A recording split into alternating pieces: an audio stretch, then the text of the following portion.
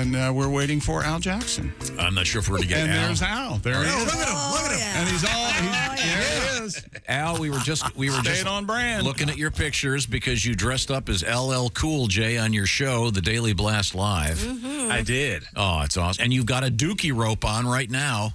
I am wearing some of the accoutrement as we speak, Tom. Yes, now, sir. I got the red Kango. Come on. Yeah. Is the Dookie rope, is that a real one or is that a fake one? Tom, unless I'm moving keys to some Colombian drug dealers, let's just assume that this is not real. Okay. I wouldn't even know where to go to get a real Dookie rope. Tiffany's? I don't think they sell them that. I think that, Was it hard they're to pushing find? A button underneath the counter if you ask for one. Was it hard to find the red Kango? That seems like that might be. No, you know what, Chicky, man? I think Kango are these hats that just, not for anybody in that studio, not for me, but I think that there's enough. It's almost like how horror movies, they don't ever make a killing at the box office, but they make enough to make another one. Right. Mm-hmm. That's how Kango hats are. Like, they're just dudes that wear them. And it's like very like, there's European dudes that wear them. There's older black dudes that wear them. There's old Hispanic cats that wear. It's just like it crosses over every demographic. Like, just some dudes wear Kango hats. Yep. While smoking We should explain Virginia that Slims. Al Jackson is on the Daily Blast Live television program, and you can watch it also on your computer. And you and the entire cast got dressed up for Halloween. We did. It's so interesting, man. I think this is the first, like last year, Tori went as Dr. Fauci, and she had like 4 hours of makeup to make her wrinkly or whatever. Wow. But this year we just kind of did, our hair and makeup staff just did, they made it with their hands. It's amazing. And I think this year was the best year for costumes. Erica was Tina Turner. Jeff was George Santos, which was hilarious because he got the chance to just lie. Every time we asked him a question, he could just make up something, which I wish you could. Now I see why people want to be George Santos. You just make it up. How great is every day you just make something up. Yeah, Sam was Taylor Swift. It was really great. Jennifer Coolidge. Oh my gosh. My girl Tori was Jennifer Coolidge. Looked and great. You know what's crazy? Christy, Frank Caliendo was in Denver last week, so obviously we hung out. He came on the show, and he and Tori, I can send y'all a clip. He worked with Tori in real time about how to do the Jennifer Coolidge, because she's always been kind of able to do it. And I said it yesterday on the show, her Jennifer Coolidge is now like borderline SNL should take a look. Like, it's that good. And I mess with Tori every single day if anybody's watching the show. Yeah. Like, her Jennifer Coolidge, I'll put it up against anybody. It was great. Well, that's great. Did they find the Dookie rope, or did you find that? Oh, they tracked it down. They did well. But I'm assuming Party City? But there's some weight to it. But I'm assuming, like, everything is like, that's how every costume for Halloween is now. It's just like Party City or your parents spent 19 hours on it. Yeah. That's it's like very, you can tell who's got busy parents. Now, how does one spell Dookie, as in Dookie rope? Let me ask you something. What happened to you that the Dookie rope has left this impression on you? Because you always talk about it, even if we didn't have Al dressed up like LL Cool J. What happened? I got on an elevator. There it is. Remember? Yeah, but I know that when you first saw a Dookie rope, you didn't know what it was, and you were terrified, for starters. So how did this... And now you're just obsessed about it again. Thanks, Al. Yeah. And, no, Chick, it's because he wants one. You would not care this much about anything because Tom hates tracksuits, and he just lets you know, and he moves on. Hey, Tom, it's not every other word. He continuously brings this up. How do you spell it? Where do you get that? Because you want one. Steven Singer. Let's go. Yeah, there you go. Have it make you one. I'm not really a Dookie rope guy. I was just curious. Al Jackson is our guest from the Daily Blast Live. Also in the studio, comedian Greg Hahn. Hey, happy to be here. Okay, hey, Al, what's going on? Nice to see you. I want that hat in blue. How are you? I'm all right. I'm okay. Come on. Let's do it. We're going to end this gang war together, me and you, Greg. Okay. Now, Al, we have been talking about a topic that I think is quite interesting. It's we were calling it Hills You Would Die On, but what these are really minor things that bother you. Or they could be called pet peeves, I guess. The assignment was the smallest hill you die on, I guess. Yeah, that's meaning better. importance. Yeah, Those are my favorite kind of hills. yeah. We said on the show, Tom, that we hate talking about politics and we love just arguing about stupid stuff. And I was like, that's my whole life. I want to my tiny hill I would die on is no dogs at the bar. I don't want your dog out near when I'm eating. I don't want to see your dog eating the same quesadilla I am. There's got to be a separation between man and beast, and the line is so blurred now. Get your dog out of my face all the time, bro. What are we doing? Now, Al, I know you're a car guy. You like a nice car. Me too. I do. And a couple people, I just got another one about this at the drive-through car wash. When they rush you through and they put you too close to the guy in front of you. Yeah. That really bugs me. I always think I'm going to ram the guy. That bugs me. It's a minor thing in life. But it's a thing. It's a thing that you should feel appreciated at the car wash. So I get you on that. Yeah, there's a bunch of great ones. A lot of them involve driving. The current classic is someone has stopped at that left turn signal light. That's real short. You know the one I'm talking about. Every city has one where if you don't react immediately, you have to sit through the cycle again. And the person in front of you is obviously texting. The green turn left light goes, and you realize, oh my God, I'm not going to make it. You know where we are, Tom, in our society is remember when people couldn't believe that anybody was texting while driving anyway? Now people are texting in the middle of an intersection. That is really that is if you really think about all the things, traffic coming from all directions, including behind you. Yep. And you're just like, I need to let this girl know how good she looked last night. Al Jackson is our guest, and Al likes to help me with my hipness factor. Let's put it that way, Greg. You're a hip guy, former United States Marine, always a Marine. But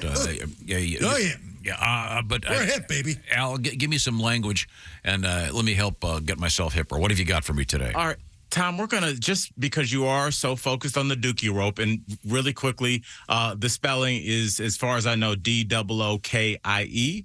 Okay. But we're gonna keep in the realm of jewelry. So, Tom, if I said if Josh stepped to you and said, "Okay, buddy, tag the jeweler," what is he saying to you? It's not a great thing. Tag the jeweler. Tag the jeweler. Does it reference price tag? No. Okay. Tag the jeweler. This is a tough one. I'm curious to see if anybody will get this one. Is it name dropping? No. Okay. So you wouldn't say, okay, this is from Tiffany's or something fancy. Tag the jeweler. Anybody have an idea here? No, I don't. No. Tag. You're kind of in the right person know how realm. much it costs. Oh, yes, but stay in that thought pattern.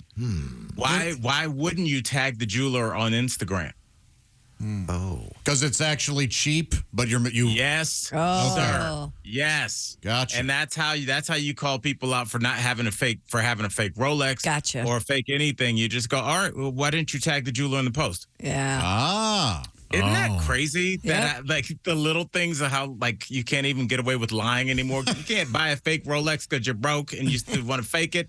Come on. Someone puts a picture of themselves on. They just happen to have their Rolex in view of the camera. Oh, Tom, you're obviously not on social media. Is that a thing? This is my watch. Okay. Well, yeah. Okay, Christy, that is actually you just touched on the a small hill I would die on. It's just I don't like the fake, clearly staged Instagram photos. Yes, where it's like you're trying to like it's you like taking a picture in a mirror, but it's like you're trying to show off your house or trying to show something off, but you're like, oh, and especially hot chicks do this all the time, and it really bothers me. They're in a bikini on the beach, everything, they're in great shape, so they're in a small swimsuit, and then they just go. The comment is, thinking about French fries, and it's like, no, you're not. You don't eat fries. Stop trying to. You just want to be like, I look amazing, and I'm going to show it. But don't be like, hanging by myself at the beach. It's like that's clearly posed. Somebody's Somebody took taking that it for you. Stop. It's so annoying. Just own it. You think you're hot. You probably are hot. Why are you running from it? Do you remember the trend where they had the fake Learjets, and you could take a picture on the Learjet so it looked like you were traveling? Oh my God, that was everywhere for a while. It was until people started getting caught. But you know what, Christy? I always feel like it's almost like you'll talk to somebody and they'll be like, oh, it's a good business. I rent out bounce houses to kids' parties. And you're like, oh, that could be lucrative. You don't make your money renting it out. I always say you make your money when you have to go deflate that bounce house in front of a bunch of 6-year-olds. And it's the same way with that fake jet is like when you take it and you're like, okay, I'm balling out. See you poor people in Paris. And then you have to walk off that plane and just be back in southern Detroit, and you're like, all right, well, that's when you really have to realize, like, I am a fraud. Yeah. Wow. Well, let's try another one. What do you got for me, Al? Oh, Tom, and before we move on, I have an amendment to one we did last week, because you and Josh nailed one of the definitions. It was for the word stank. Mm-hmm. And Josh correctly said you were like, put some stank on it. You can, if you're making some food, almost like Emeril Lagasse would drop something, you'd be like, bang, like you put a little of your own stank on and make sure the food pops, tastes good. But stank has another definition, and it's just like you just having like kind of like a genuinely gloomy gray attitude, and it's just like, no, people would be like, it was Christy's party. Why would Al come over here being all stank? Like, stank is just a general like malaise. I'm unhappy, but malaise, but you're not talking about it. And when people go, are you okay, Josh? You're like, I'm fine, and it's like you're clearly not, which makes it even worse. Like, just say it. So that can also be stank. So Tom, here's another one that I love. Okay. This is a weird one, but don't panic because it's one we've had. Okay? It's a third of a one we've had. All right.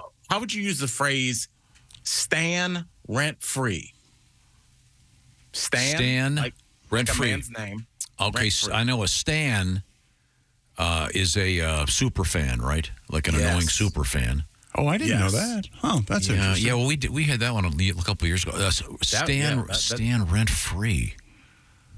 And check, that's from the old Eminem song. And, okay. Yes. Okay. And so it's like just a part of pop culture now. People just is this like there was a famous band leader who would never stay in a hotel. He would always stay with fans on the road.